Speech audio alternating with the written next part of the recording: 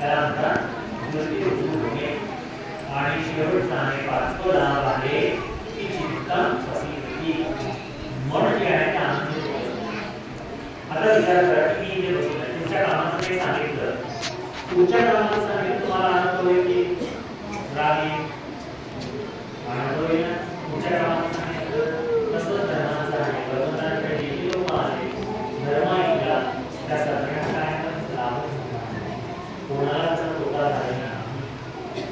सगळ्यांना त्यांनी धर्म ऐकला त्याच्या कामात पडला आहे. म्हणून आपण काय केलं पाहिजे?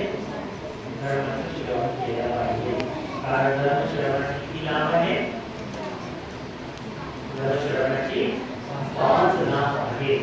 मग आपल्या लाभाची गोष्ट असेल की आपण काय केलं पाहिजे?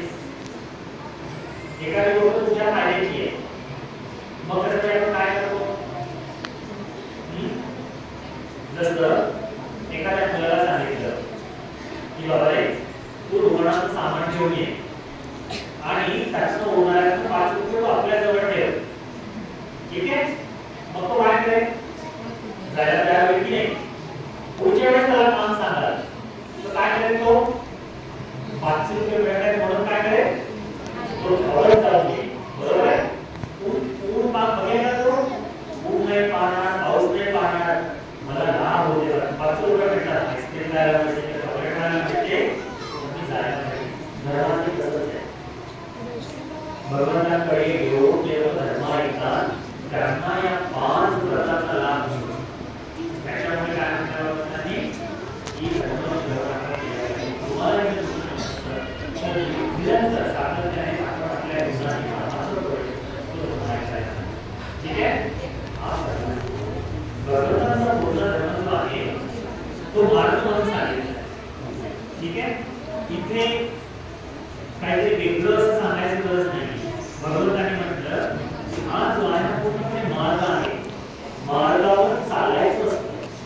बरोबर आहे? जसं आता मी इथे येत असताना हायवे आलो, सुंदर रस्ता आहे की नाही? इथे खूप सरळ रस्ता आहे. पुन्हा शहराला काय त्याला गिरकी येतो, गोल गोल फिरवतो. बरोबर आहे? काहीतरी रस्ता आहे मोठा रिपोर्ट म्हणतो तो आहे. सुंदर आहे की नाही? ठीक आहे? जर कोणी त्याच्यावर आला खूप वेगळे जातो की नाही, पण जर तिथे आतमध्ये आला तो उभाच आहे तर तो आपल्या डोक्याला पोहोचेल ना? त्याच्यासाठी काय करावं लागेल?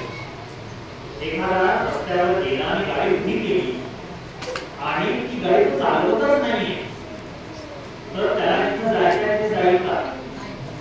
नाही जाणार. तो गाडीत बसलाय ना, तो गाडीत बसलाय की नाही? पोहोचेल का आपल्या गाडी? नाही पोहोचणार. तसंच धर्माचं तुम्ही बौद्ध झाला म्हणजे त्या गाडीमध्ये येऊन बसला. बरोबर आहे? त्या गाडीत येऊन बसला. ही गाडी जर धर्म श्रवणाने अभ्यासाने चालवलीच नाही तर तुम्ही भगवंताने ते ठिकाण सांगितलेलं पोहोचू शकता का? मग 50 वर्ष जरी लोटली तरी आपण कुठे आहोत? आपण तिथेच राहणार. आपण तिथेच राहणार. त्याच्यामुळे गरज आहे कशाची? कशाची गरज आहे?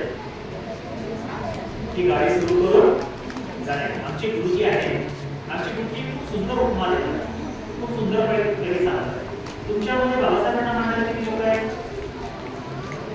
बाबासाहेबांना न मानणारे कोणी आहे?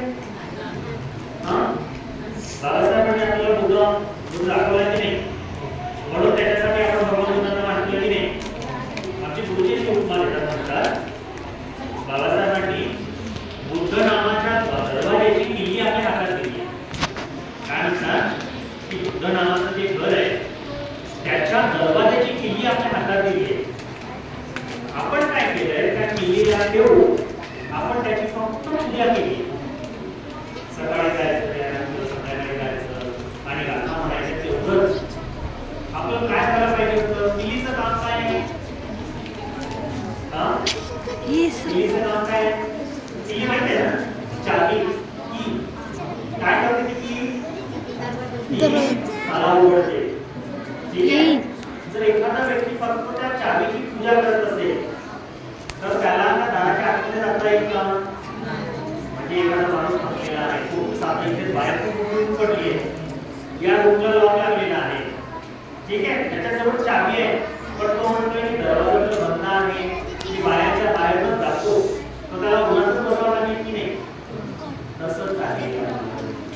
आपल्या दोन्ही म्हणतात की बाबासाहेबांनी आपल्याला सुंदर चावी दिली आहे, आपल्या हातामध्ये सुंदर धर्म दिला आहे. आपण काय करतोय, फक्त ते बुद्ध नावाचा शब्द घेऊन फक्त ते बोलून फिरतोय. हा मी बुद्धाचा शिष्य आहे.